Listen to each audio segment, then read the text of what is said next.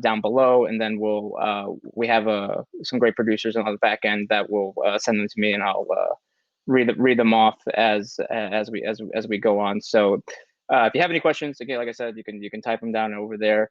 And there's really nothing off limits on what you could ask, because it was a very crazy situation. All right. So we have our first question from I don't know how to pronounce that first name, but last name Park. Who is the decision maker when it comes to time to negotiate with SPD and Governor Inslee? So that's kind of hard, because the right now it's the Seattle city government that is kind of taking the lead on this, because we had Governor Inslee. This was Thursday, I believe. He was asked about this zone that was set up inside one of his biggest cities in the state, and he said that he had zero idea that this was happening. He said he had no idea that that these people forced force the police to out of the area and set up their own autonomous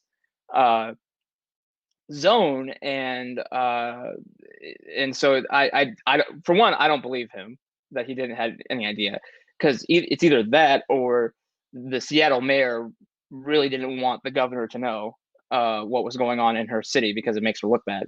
I'm not entirely sure. So in terms of negotiating with the Seattle Police Department and the governor, because one of the issues that they're running into is because there's no decisive, clear leadership within the zone. Because again, there's a lot of different groups of people inside there. The Seattle Fire Department is kind of actually the go-to, because the people in the zone are they actually like the cops, or I'm sorry, they like the firefighters. They say they don't have any issue with them. So the firefighters are actually kind of acting as the mediators between the people in the zone and the city government. So the firefighter, I believe he was the fire chief, if I'm remembering correctly. He was talking with some of the people inside the zone, and he was expressing frustration about promises that were made that weren't being followed through on the occupiers' end.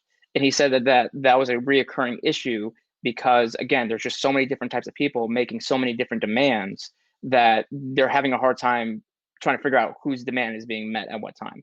And what I'll say is that this zone is being allowed to operate by the city government, and they're not planning on leaving anytime soon. And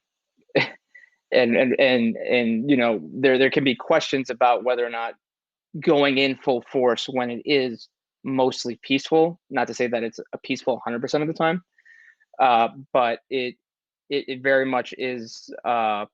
It can very much look bad on the city's part if they just steamroll in and pop tear gas. So I think the city is just kind of having an approach of waiting and seeing what happens inside the zone, and whether or not they will be allowed to come back in. So it's a very fluid situation, to answer your question, and there's a lot of people negotiating, and they're trying to figure out who's in charge, and who's in charge changes almost on an hourly basis, because you have people coming in with guns, some people without guns, and again, there's just no clear, decisive leadership inside the zone. Let's see if we got a next question here.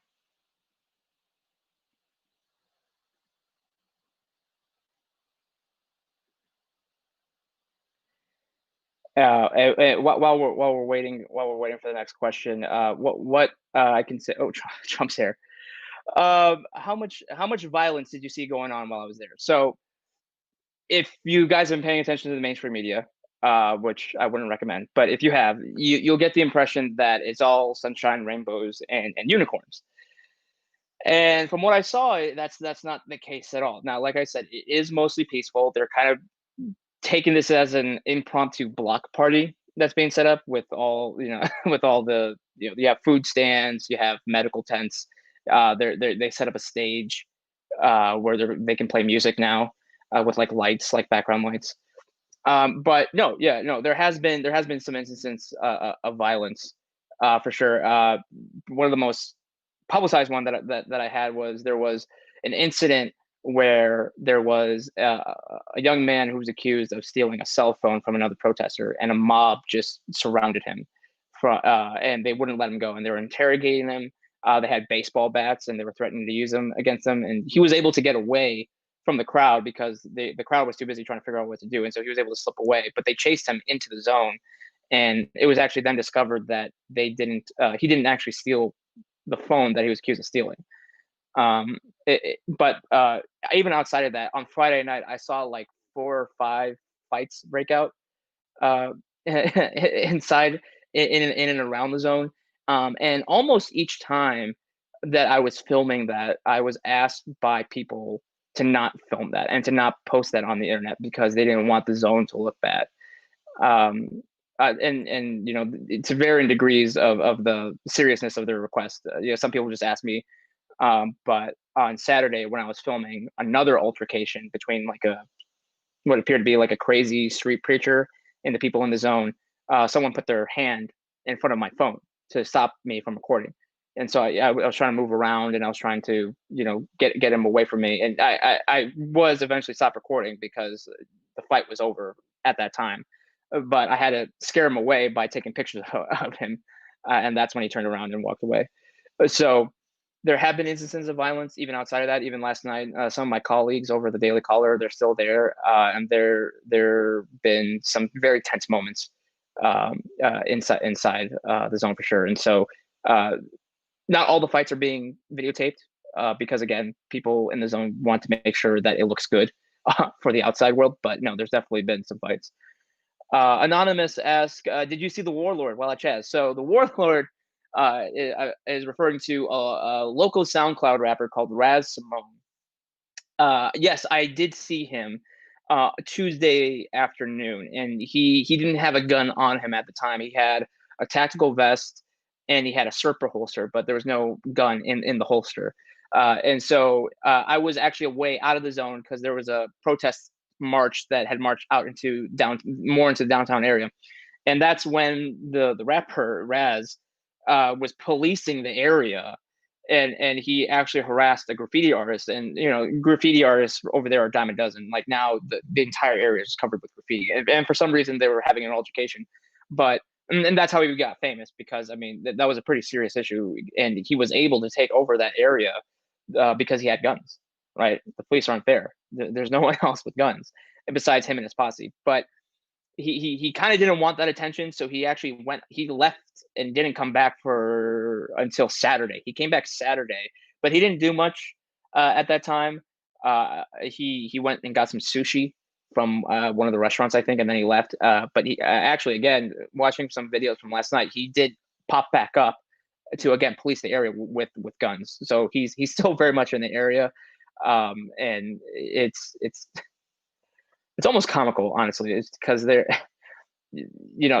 seeing firsthand what happens when a strong man with guns comes into the area, and that's not what they want, but there's nothing they can do about it because he has guns. So what are they going to do? Throw soy at him? I don't know, maybe. So yeah, I have seen him. He's been around, and we'll see how the area reacts.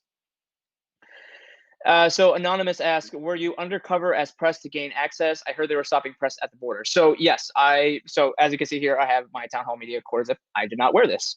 I went undercover, and I've joked about this at the office. Whenever there's these types of progressive protests that are all about, people of color, I joke that I'm glad I'm not white, because I have a much easier time blending in with the crowd and making sure that, because if you're white, you really have to go you have to really show that you're all in order for them to kind of not mess with you. So yeah, no, I just kind of went in just in my clothes that didn't identify me as press. I just had my sling backpack, didn't have any patches on it. And again, because there was a local Fox News reporter on Monday last week that got harassed, and that she was basically attacked by the crowd.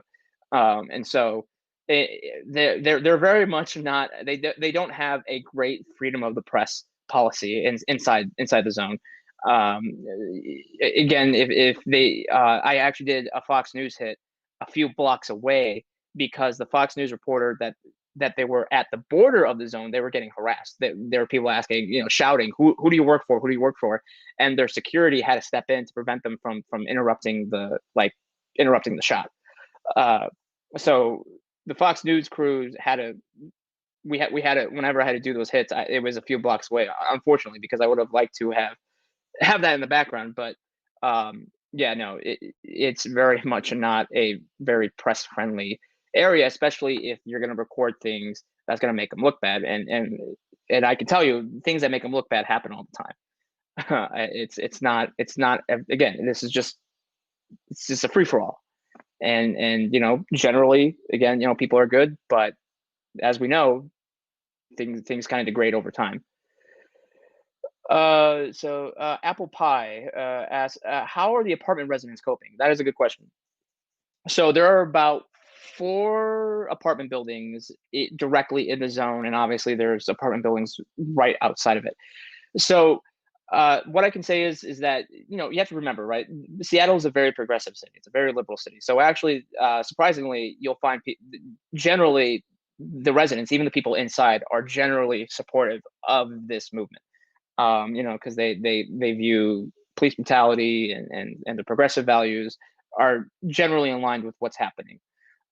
So there on Tuesday, there was a gentleman who lived on the block, and he was asking them, "Hey, again, we kind of support you guys, and we like what you're doing, but we obviously just have questions on like what this autonomous zone means, what are your future goals and plans?"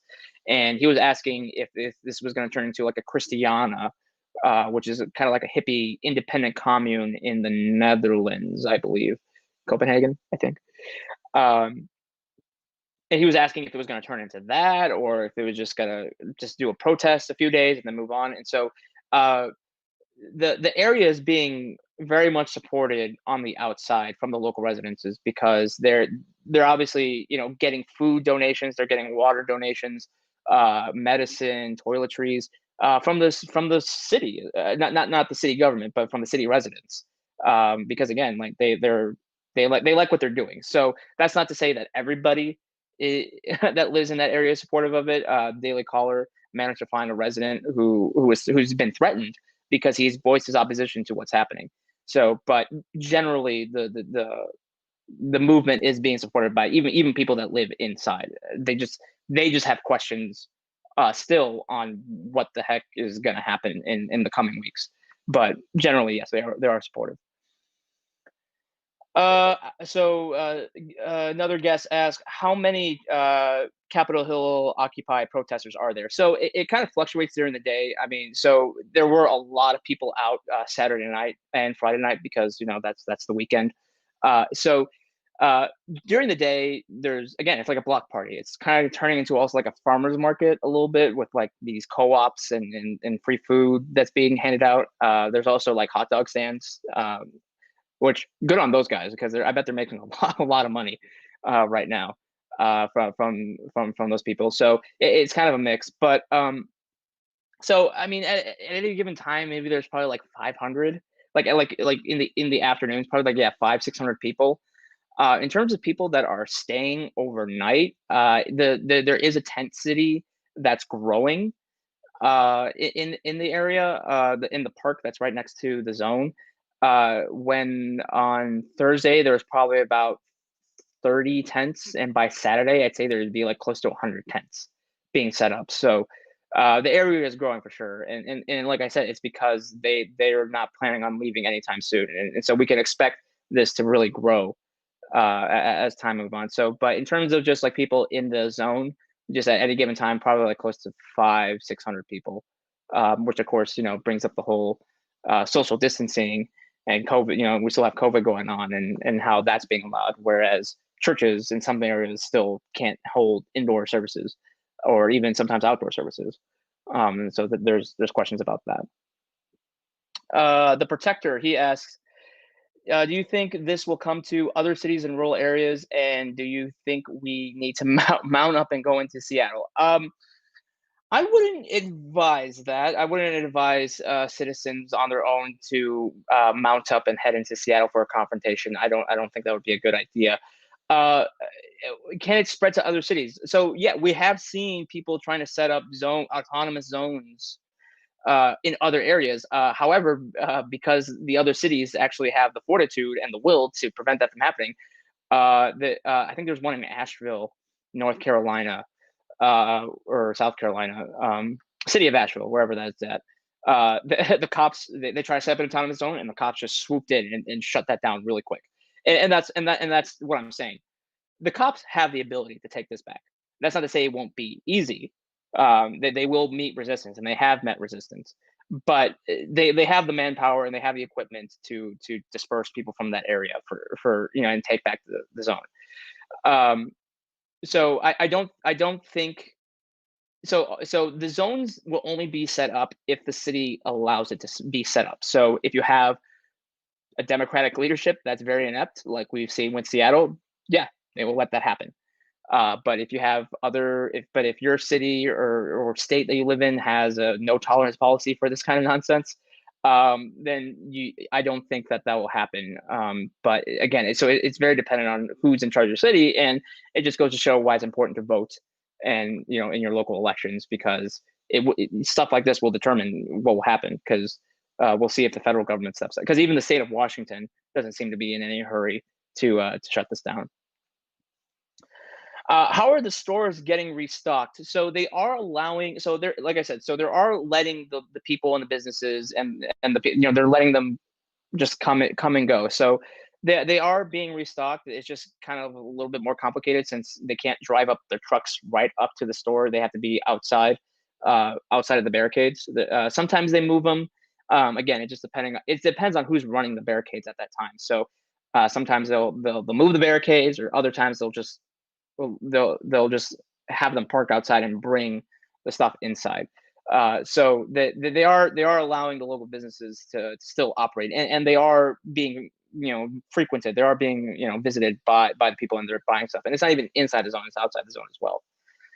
So that's how. But there's no grocery store or anything like that inside the zone. It's mostly just restaurants that are in there.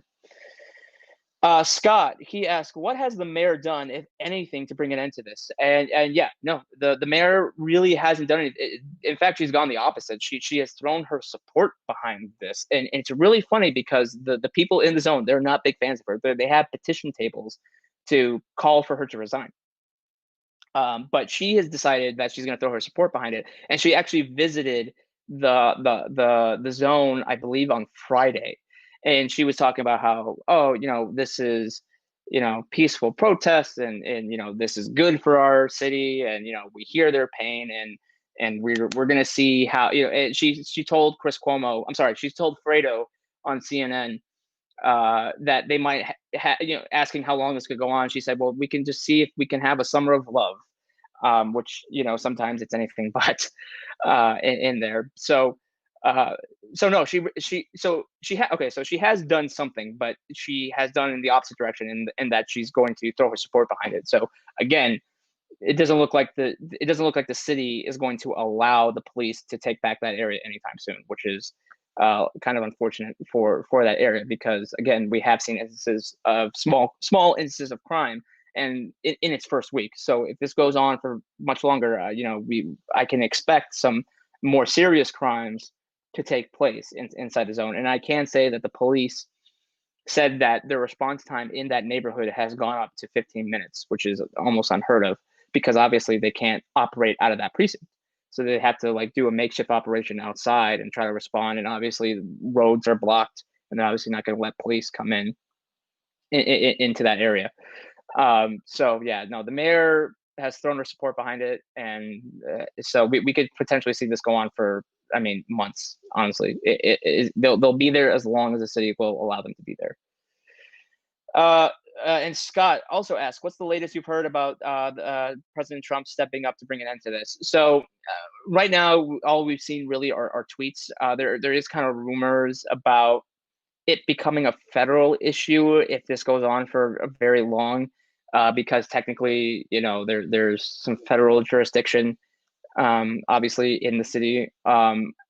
In terms of bringing in just the military and just kind of steamrolling them, I don't I don't anticipate that happening anytime soon until it starts like really degrading inside and like really becomes an unsafe environment.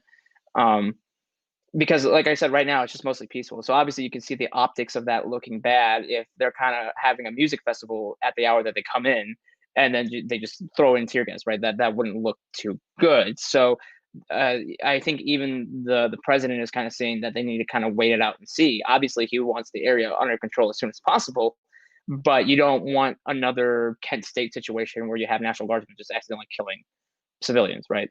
Not that I think that would happen, but I mean, you kind of saw the outrage that happened when he went to visit the St. John's Church, right? And they had protesters there, and they cleared them out. And there's been a huge backlash to that since. So I think that would be very similar to that if they came in when things are relatively calm. I can't say if they came in at night when there's a lot less people, they could easily do that. Because obviously there's not that many people there, and the only people that are there is like just far and few in between. So really, the smartest thing for them to do would just to go in at night when there's not that many people around. So I'm not entirely too sure what the president plans on doing anytime in the near future. And then guess he asks, are businesses being extorted to pay rent? Yes. So I know that was a lot. That was reported a lot. The Seattle Police Department said that they were getting calls. I did not see any evidence of businesses being extorted. The Seattle police, I believe, they actually walked back their claim and said because all they said was that they heard reports and that they needed to investigate further if that was being true. So I think they found out that that wasn't happening. And like I said, I didn't see any evidence of that. If anything, I just saw them going inside and buying whatever food that they were selling. So I know that was kind of one of the criticisms for that, but for me personally, and from what the Seattle has said, city of Seattle, I think that hasn't really happened. Or if it did happen, maybe it was like once. And again, it just all depends on who is in the zone at any given time. It's just that much a change of a dynamic that what's happening can change by the hour. So maybe it happened once, maybe it happened twice, but in terms of it being a repeat thing, I didn't see any evidence of that. But and that's a good thing, right? Because I mean, there are people that are trying to make their living, and barely probably hanging on because of the lockdowns. And now, right as they're being lifted, now they have to be confronted with this zone that's been set up, and they kind of have to work around that. But I was able to, buy a hamburger right at this restaurant that was like right at the border of the zone. So everything seemed to be fine there. Sigma Tactical. They ask, how many armed individuals did you see? What are they carrying? So yes, so I did see. So outside of Raz, because it looked like Raz was carrying an AK-47 along with some handguns as well. I did see a few armed individuals. Sometimes they were carrying rifles. Sometimes they were carrying handguns. One guy apparently had we saw he had like a legitimate 50 Action Express Desert Eagle. That was standing guard outside on one of the borders, and so sometimes the guards are sometimes they have guns, sometimes they don't, sometimes they have like metal or wooden poles. Like I said, I saw baseball bats being carried around. Other times they just have simply like a walkie-talkie. So it all changes by the day, by the hour, on who's on guard duty. So there were quite a few individuals who were armed, and so they're there to ward off anybody they view as being a police officer or being a white supremacist. Which, if you know the demographics of Seattle, which is like mostly white, they probably have to look through and see, being white is just simply not enough for them to be accusing them of white supremacy. So yeah, so there was quite a few people there that were armed. Anonymous asked, does it seem like allowing the CHAZ to exist has concentrated the protests to one area and quelled protests in other parts of Seattle? Yeah, so that's how the mayor of Seattle is justifying by not doing anything.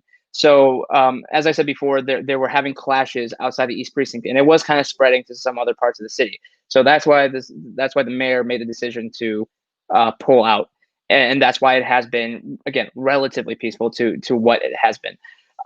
So it has mostly concentrated the protests to that area. So you could see that as being a smart move, as there's no more looting, there's no more rioting on a daily basis. Um, but they have gotten emboldened, right? They definitely see this as a victory, the occupiers, and they do. And like last night, they went to the West Precinct, and the West Precinct is important because that houses the 911 call center for the city. So you can imagine that the Seattle police definitely don't want to give up that precinct.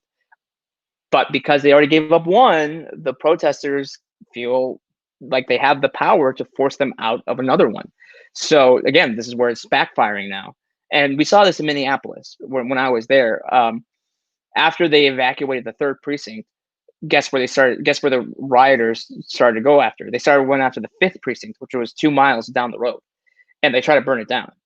They were unsuccessful in doing that, but because the city had already evacuated one precinct, that's why they wanted to go out and do it. And so it's staying in the Capitol Hill neighborhood for now, but they definitely want to expand their territory, and they definitely want to go to other precincts.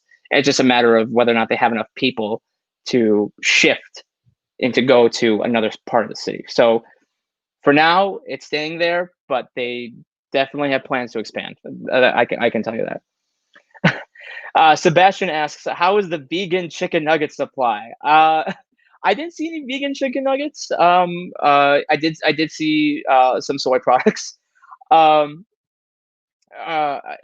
donated. But like I said, they are getting food donations from the residents of the area, because again, there's a lot of support behind this.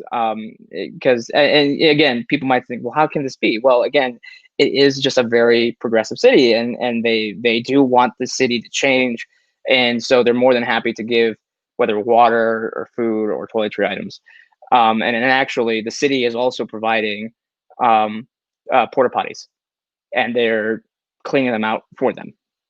Right. I mean, so this is what happens when you have a city leadership that's enabling that. So they're not leaving anytime soon. Anonymous asks, could this be a solution to the homelessness crisis? Just change cities like Seattle into safe spaces for the homeless? Yeah. So I'm currently in Los Angeles right now, and homelessness is a big issue here in the city. I'm originally from the Chicagoland area, so there's a lot of homeless there, and I work out of the DC area normally, and there's homeless people there too. I've never been to Seattle before up until this past week, and I was shocked at how concentrated the homeless population was, even outside the zone. I can say I saw my first cross-dressing homeless person in Seattle. So there's diversity even with that. Yeah, so you can imagine there, with the free food, with the free basic medical care that's happening inside the zone, and free water, and tents are being donated. The homeless are starting to be more and more drawn to that area. So if I don't know if there's going to be some roundabout way to solve the homelessness crisis, just have them stay in tents in this one concentrated area. Maybe I don't know, but yeah, there are homeless people starting to see, oh, there's stuff over there, so we'll go over there. How much open heroin? Spicoli, if I'm saying that right. How much open heroin and needle use did I see there? I did not see any open needle use. There were a lot. In Seattle, so there was a lot of weed being smoked. There was a lot of sage being burned. I did see some needles, some used needles on the ground. But in terms of people just openly shooting up in the street, I didn't see that. They might have been doing it in their tents, or some other part. It's the more secluded alleyways in the zone. But I didn't see any just people just shooting up straight up. I did see people who were clearly high on stuff more than just weed, but I didn't see them shoot up beforehand.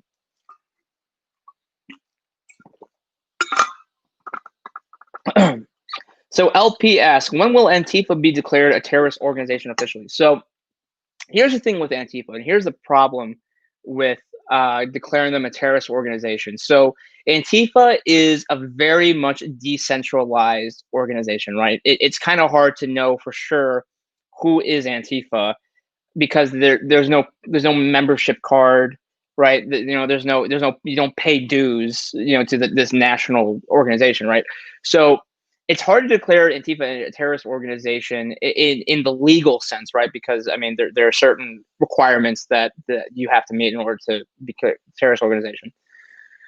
So it's hard for the government to do that just because there's no central leadership. It is very secretive, and they are very much, there's no national leader.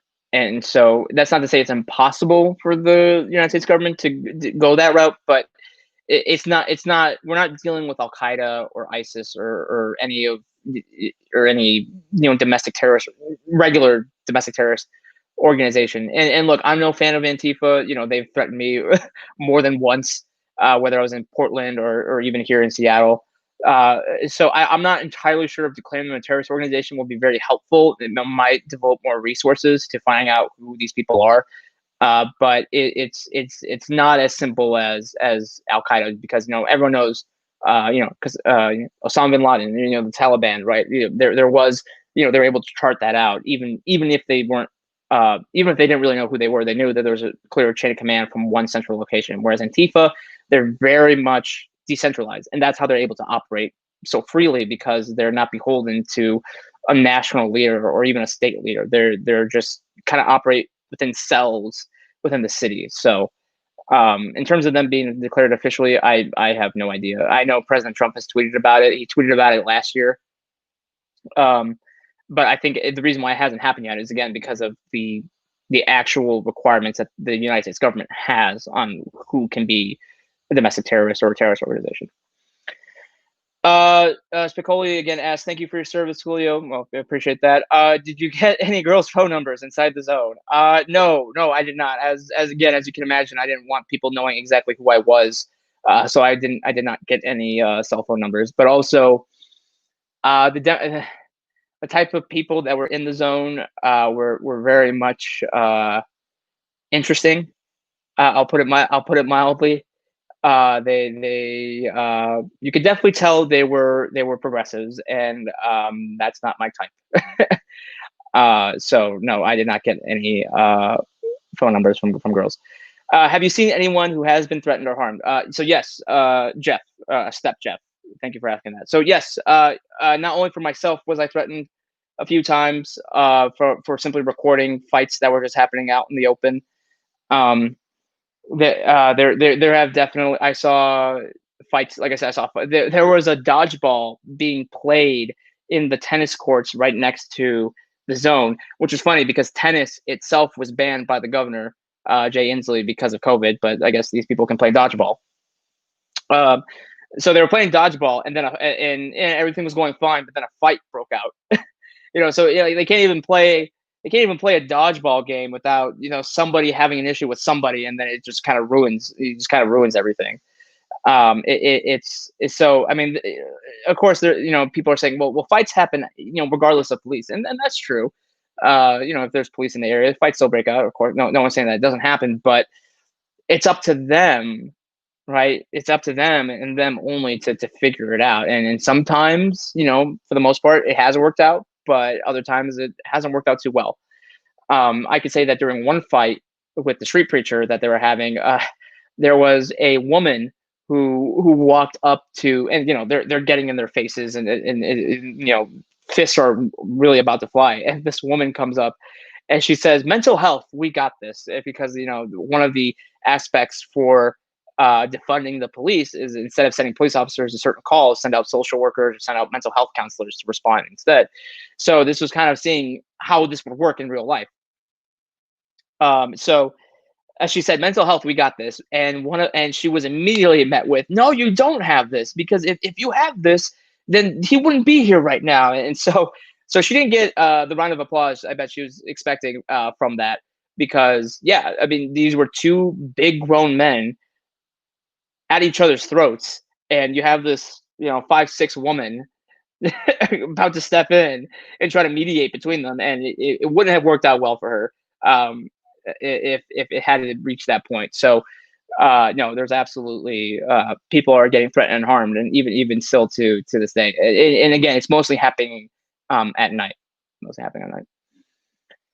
Have any of the Antifa rioters in the CHAZ physically entered the precinct? So no. So one of the stipulations and one of the agreements that they kind of reached with the general population is that they'll leave the precinct.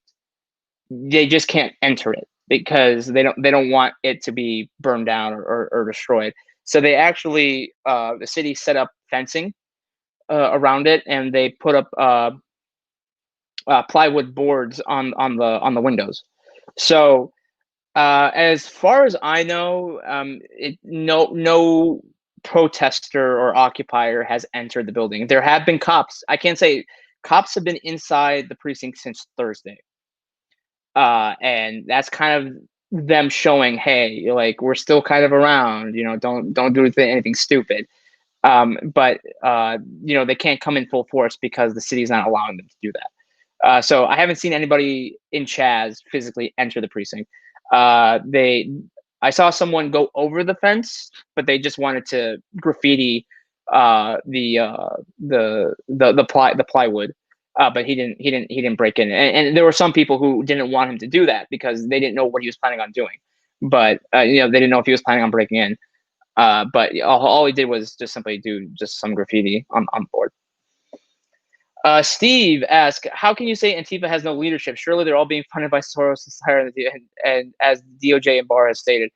I don't, like I said, I haven't seen any evidence for a national leadership. I'm not saying that there's no a leadership at all. I'm saying that there's no centralized place. I mean, and I haven't seen any evidence for outside funding. That's not to say that they're not getting it from somewhere, right? Because obviously, there's the Black Bloc in DC, have all the same shields, and like they look like a paramilitary unit, right? So obviously that costs money. So I don't know if they're drawing it from themselves or if someone, or if someone else is giving them that money. In terms of if it's Soros or Tom Steyer, I don't know. Like I said, I haven't seen any evidence of that.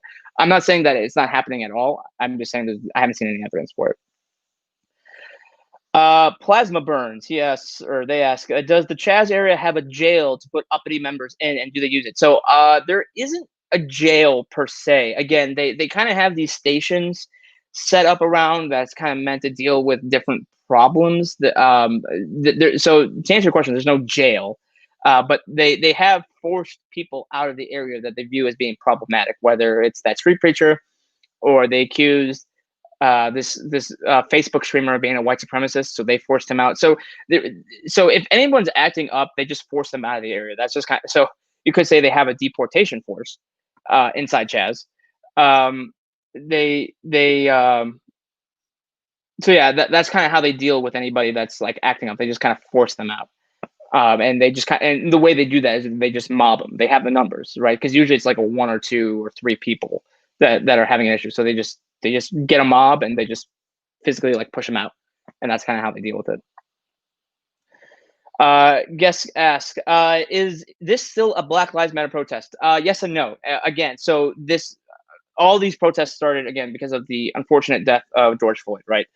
And that's kind of one of the problems, that because there's no clear, decisive leadership inside the zone, that's what they're running into.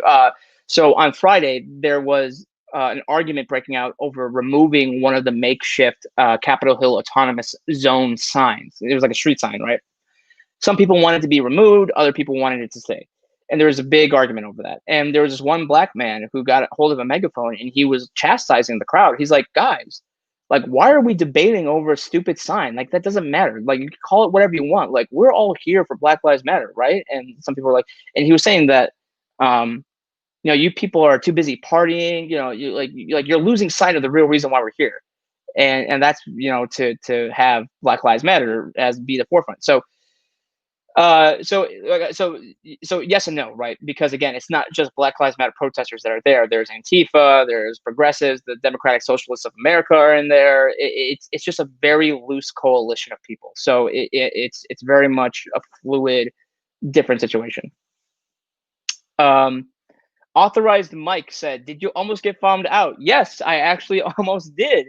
So I know. So they're very much in favor of masks, and so I was more than happy to oblige by putting on a face mask, and I had my sunglasses on. as well. So really, people can only identify me by my haircut, right? So I had already done 3 Fox News hits, and someone came up, and this is when some people with American flags entered the zone. So this happened right before they entered, and so someone on a bike came up to me and asked like, "Hey, what's going on over here? Like, are they with Proud Boys?" And I said, "Oh yeah, no, I don't think so." They said no, and yeah, they're just people with American flags.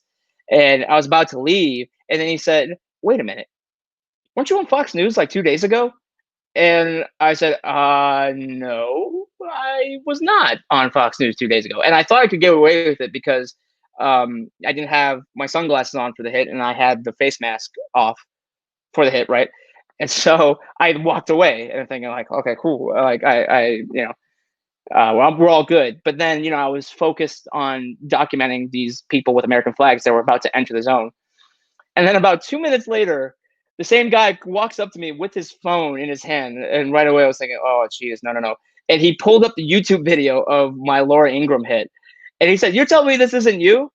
And of course, because I had stayed there a few extra days than originally planned, I only stayed there planning there for 3 days. I ended up staying there for 5 days. So I was wearing the same shirt that I wore for the Laura Ingraham hit. And he's like, "Yeah, wait, yeah, you're wearing the same shirt." And I'm just like, "Oh." So he didn't cause a scene because again, there's already a scene happening with the American flags. But so yeah, I did get found out by one person as being like a conservative. But for the most part, when I was in the zone, I wore a mask. During the day, I wore my sunglasses. So and obviously I wasn't wearing this, right?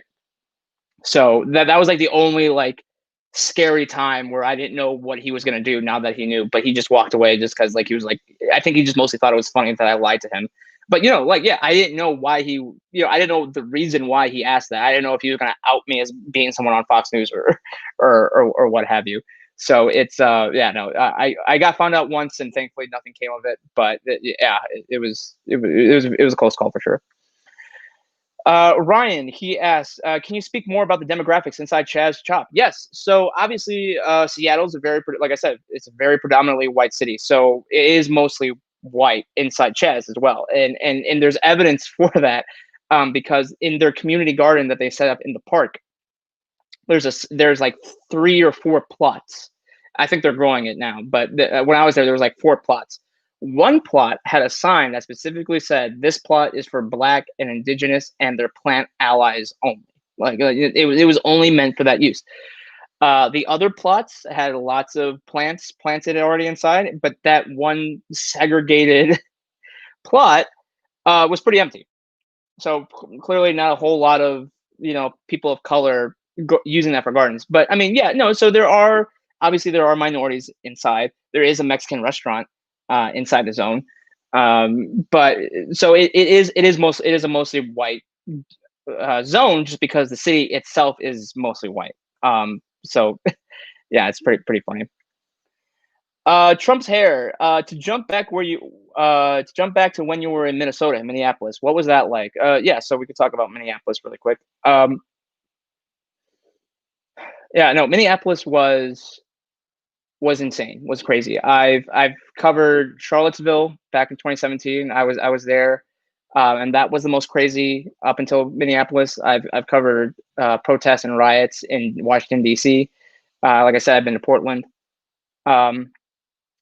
Minneapolis was the worst in terms of like just society breaking down. Like that was the complete breakdown of society, right? And I tweeted this after I was leaving, but I said like, look, I saw the police cut and run, and especially in Minneapolis, right? The city police was the only police presence up until the state police and the National Guard came in Friday, but on Thursday they were the only ones there, and they were gone. So if people wanted to do whatever they wanted to others, right? Whether it's beating them up or killing them or robbery or mugging, yeah, they could have. I mean, who was gonna stop them, right? I mean, and so that's why I said that's why people need access. Law-abiding citizens need access to AR-15s because it's this. We're not talking about a single burglar. We're not talking about one person assaulting another. We're talking an entire mob of people, right? So you want as much rounds as you can have on your side.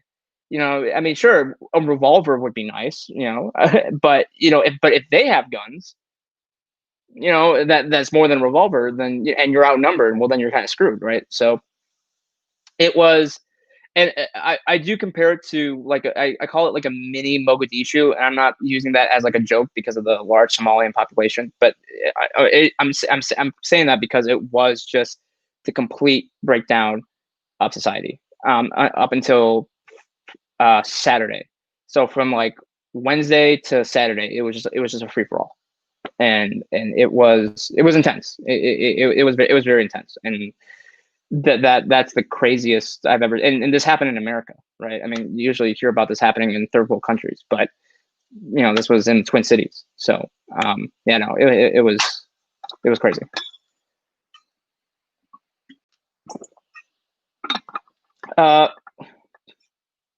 I want to know what is truthfully happening. Timothy 2 asks, I want to know what is truthfully happening in the zone. It's not a street festival. This is not Woodstock. Well, Tim, I appreciate your comment, and like I said,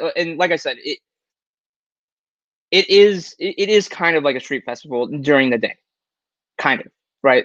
People, I give them credit; they are being mostly peaceful. But like I said, this is where I criticize the media. But the media is saying like that's the only thing that's happening, and that's where I have to come in and step in and say, no, that's not the only thing that's happening. People are getting hurt, people are being taken advantage of, and it's happening under the cover of night. And so they are, yeah, I mean, they are kind of trying to turn it into like a street festival, but without any presence of the police, and that has disastrous results, as I've documented and as I've reported. And because as soon as people with American flags came into the zone, they were attacked. That's not very, for a street festival, like, right? And this is supposed to be, and this is supposed to be a very tolerant, and all they were doing was just carrying American flags, right? And one of them was a black man, and he was called a white supremacist, and they forced him out. They deported him. They deported him from the CHAZ.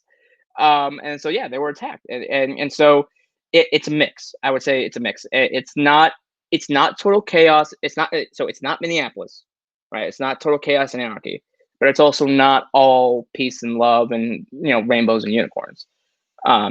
And that's where the media fails to, I think, try to really, and that's why I'm here, right? And that's why I got sent to accurately portray that. So it's not one or the other. It's a combination of both, and we'll see as time goes on. We'll see where it becomes more consistent with. Is it going to be more consistent with anarchy, or is it going to be more consistent with peacefulness? If I had to guess, it's going to, as time goes on, it's going to go more and more towards the anarchy side.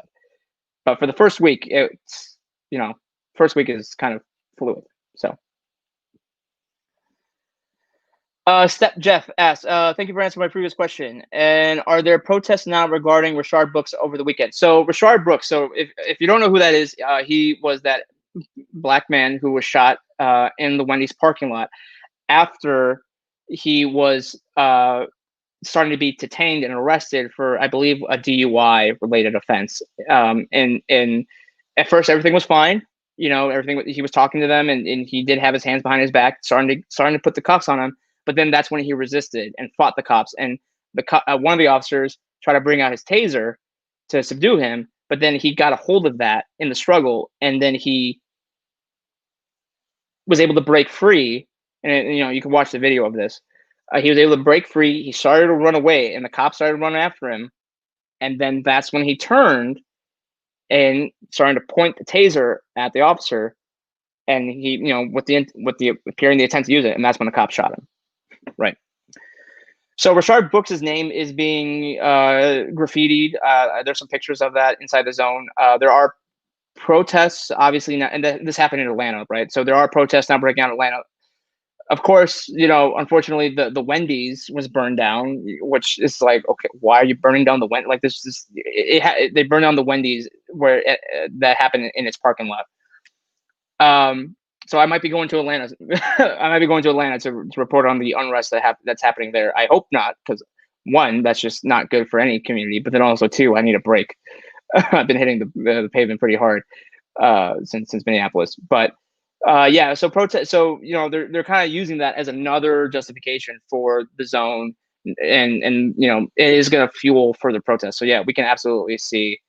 And that one's not as clear cut and dry, I'll say, obviously, as George Floyd, because I think we can all agree that, you know, he was detained and the officer still had his knee in his neck for almost 10 minutes, right? You know, there was no reason for that. You know, there's plenty of officers around, but whereas this one, I've seen people argue for both. I think personally, I think it was justified based on the evidence I've seen so far. Obviously, I think there should be more of an investigation into it, and you know, make for sure like what we saw in the video happened, what had actually happened. But from what I've seen, it looked like it was a justified shooting. Unfortunately, yeah, unfortunately, it came to that. So yeah, no, this we're gonna see more protests over that, not just in Atlanta, but across the country as well. John Houston, he asked, how is the treatment of cats in the zone? I didn't see any cats in the zone. There were a lot of dogs. You know, Seattle's a very dog-friendly city, as I found out. People bringing their dogs, people bringing their kids during the day. Of course, that's when most of the things are fine. Yeah, no, I'm not entirely sure about the treatment of cats. You know, they are generally animal lovers, right? You know, vegans and what have you. So I would assume if there are cats and animals inside, I assume they're being treated well, which, you know, is always a good thing. Yeah, no, it's just a, like I said, it's a free for all in there right now, and we'll see if that, we'll see how that works out. And I think this can be the last question since we're reaching an hour here, and this is actually a good question to end off on. So he asked, how can this end? You know, is there an end to this? As I said before, this will go on for as long as the city will allow it to go on. I think they're trying to, like I said, they're justifying their actions because they're saying, look how peaceful it is. And of course, it's not entirely peaceful, but if you're watching the videos from the weekend before, there were violent clashes with cops. You know, they had to use tear gas, they had to use rubber bullets, flashbangs to get people to disperse. So, the city and federal and state government can absolutely put an end to it. They have the means, and without just going in and not just going in and just killing people, right? Like, obviously that's not the way to handle this. But so they definitely can. It's just a matter if they want to. And right now they just simply don't want to end this. And so I think they'll be able to be justified in ending this, as I said, right? Because like I think with the lack of police presence and the lack of accountable security, we're going to see it kind of degrade over time. But they kind of have to let that degrading happen.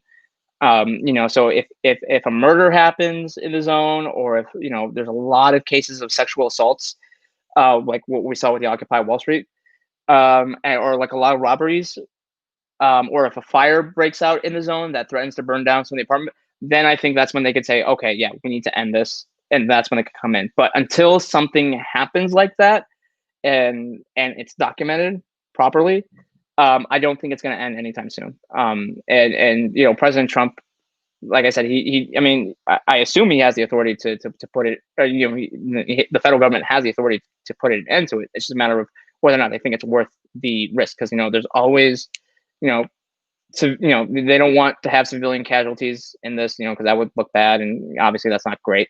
That's not good for for that. So, is there an end? Sure. It's just a matter of when, and it's a matter of how it can end. And so that's it. I appreciate everybody. We had a lot of good questions, and hopefully, I was able to answer most of the questions. I will be continue monitoring the situation, and so I might be going to Seattle in the near future. So the way that you can help, because someone's asking, do you take donations and fund your work travels from followers? So what you can do, so this is a non-VIP chat. So if you become a VIP member, not only do you get access to more articles, but you also get access to VIP chats from all of like the top names. You have Kurt Schlichter, You have Hot Airs Ed Morrissey. You have Bearing Arms Cam Edwards, and then also I also participate in the VIP chats myself, and I suspect we'll be having one this week as well. So if you want to help fund, if you have the means, because I know this is kind of an economically hard time, but if you want to help out and you want to have access to all that stuff, because some of that VIP money does go towards my travels, because obviously I had to extend my stay, and that costs money, and so I appreciate everyone's support. Read the articles. Give us those page clicks.